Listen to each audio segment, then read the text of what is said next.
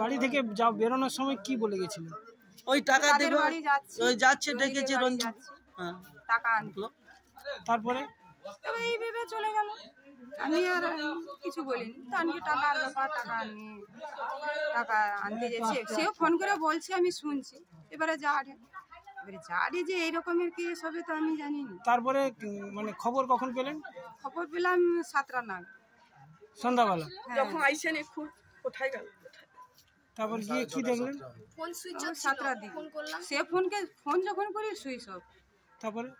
তারপরে পাইনি। তারপরে এই কাকু যে বলে রে, এই কাকু আর কুদরা টুদরা সবাই ছেলের বন্ধু বান্ধবরা টানে এসে বলে, জেঠিমা তোমার জেঠু কাই বাড়ি দিচ্ছে, তো তাদেরকে কাই আইসিনি। তো এই তারা দেখতে যেতে এই দেখ কইতে কইতে এইরকম। আমরা যখন যাই সেখানে কিছু নেই, শুধু রক্তারক্তি, বডি মোট বস্তায় পুরে নিয়ে চলে। আবার মোটর সাইকেলে নিয়ে যাওয়া হলো।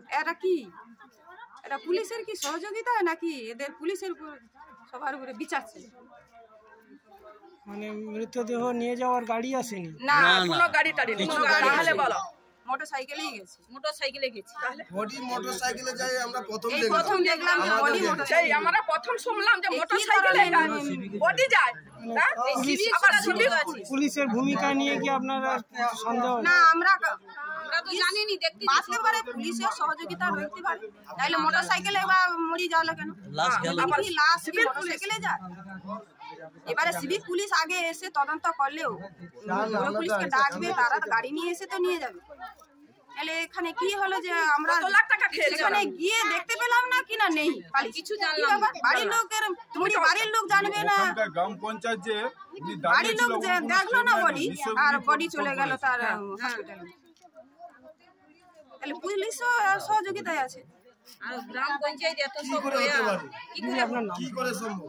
আপনার নামটা বলুন। রিনা জানা।